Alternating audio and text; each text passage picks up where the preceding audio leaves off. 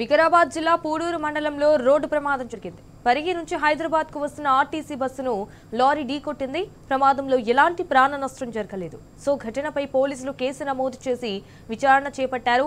Lorry బ్రేకులు fail కావడం వల్లే ప్రమాదం చోటు చేసుకుందని పోలీసులు నిర్ధారించారు. అండ్ ప్రమాద సమయంలో కూడా బస్సులో 30 మంది ప్రయాణికులు ఉన్నట్లు పోలీసులు తెలిపారు.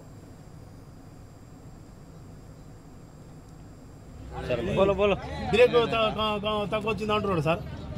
బ్రేక్ తక్కువ వచ్చింది ఇవన్నీ చూసుకోరా మరి మీరు మనుషులు చచ్చిపోతుండే మొత్తం చిన్న బస్సులు హిందీ తెలుగు వస్తలేదు సార్. అక్కడికి వచ్చేసిండు మొత్తం అట్లే ఆరంగుట్ట కూడా చూస్తాడు ఇక అవతల బైక్ కూర్చున్నా పరిగిలెక్కిన ఇక అన్నింటి బండి కూడా గేట్ కట్టుకు వెళ్ళి లారీ వాడు సడన్గా వచ్చిండు. వాది తప్పు, లారీ ఉంది తప్పు. ఎంతమంది బస్సులో 20 మందికే ఉంది, 20-30 మంది ఉంటే వచ్చినట్టు.